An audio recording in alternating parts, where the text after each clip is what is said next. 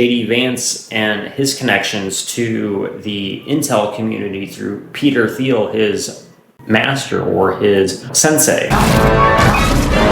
What's going on? Why aren't you seizing the boy?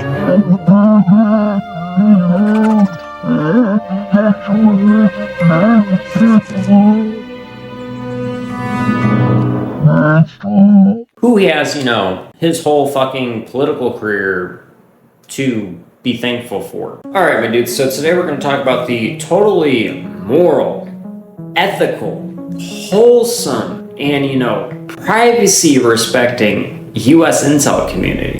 Trump said he was going to stop the deep state, right? Then why did Trump's VP pick JD Vance's mentor, Peter Thiel of Palantir, which is a CIA startup, by the way, get a $113 million freaking deal with one of Trump's first executive orders? This company was created for spying on people. All your personal private data is being surveilled by them for the US government with your taxpayer dollars. They'll say it's for security. It's generally how it goes. Edward Snowden, ex-NSA agent who often had leadership positions, told us in previous years that him plus his buddies there said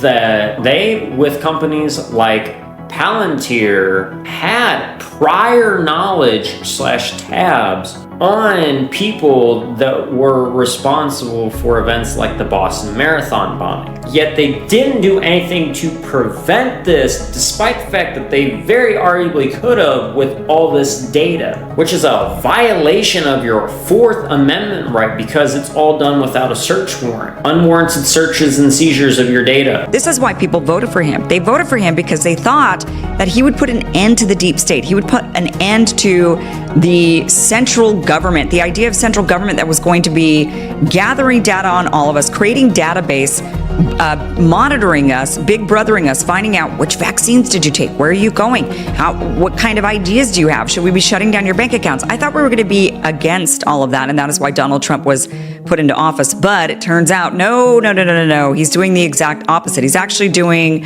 honestly, the big brother surveillance wet dream of the globalists. Says Mr. Trump has not publicly talked about the efforts since, but behind the scenes, officials have quietly put technological building blocks into place to enable his plan. In particular, they have turned to one company, Palantir, the data analysis and technology firm. Goes on to say the Trump administration has expanded Palantir's work across the federal government in recent months.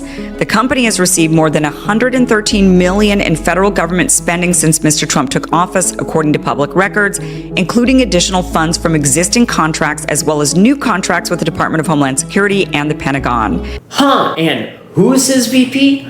A Peter Thiel protege. Wow. Oh my God! Wow! This does not include a $795 million contract that the Department of Defense awarded the company last week, which has not been spent.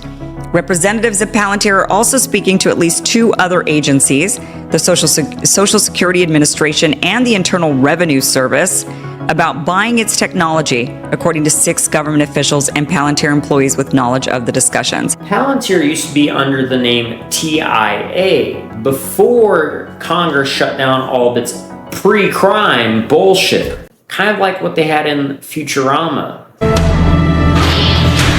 Now that we can predict crimes with 99% accuracy, we can arrest most perpetrators before they even perpetrate anything. That's ridiculous. Only horoscopes can predict the future. The Oracle's visions are recorded on these colored balls. Green is larceny. Black is fraud. Red, homicide. What's pink polka dots? Clown slaughter. It happens more often than you'd think. Then it became Palantir, a private company, which the government could use to avoid FOIA requests, unlike before. This is not the first time they've done it neither.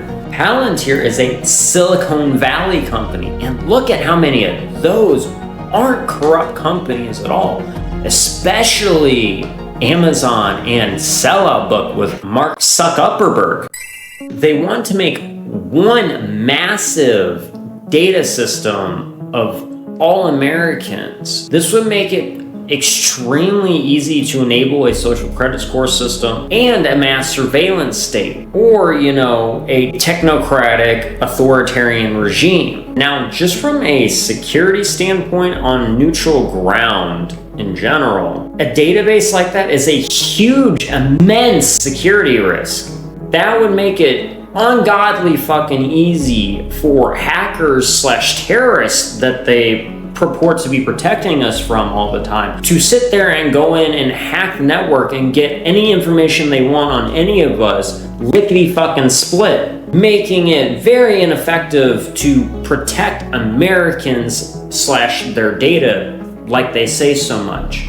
They're fucking dumbasses, man. Let's not forget to mention the fact that also would include them as well too, more than likely. They really thought this one out, didn't they? Oh, look at me, I'm so smart. Mom says I'm the smartest. Now, either Trump's being misled yet again, or he knows what's going on to some degree, you feel me? Like, you guys have to think about this. They're trying to centralize data, which what happens when you normally centralize anything in, whether it's money, power, etc. It generally helps corruption thrive, right? Now, something else to take into consideration, some conspiracy fact for thought. Doge has been doing the same thing with all the social security and everything else as well too, compiling all your data into one system instead of having multiple separate systems, which makes it significantly harder for hackers to get into. It really makes you kind of think and question these things, doesn't it? But that's enough about what I think. What do you guys think? Do you think that Trump is betraying the promise that he made to the American public during his campaign to expose and get rid of the deep state? Or do you think that he's working with them? It's kind of hard not to question considering his VP pick JD Vance and his connections to the intel community through Peter Thiel, his master or his sensei. What's going on? Why aren't you seizing the boy?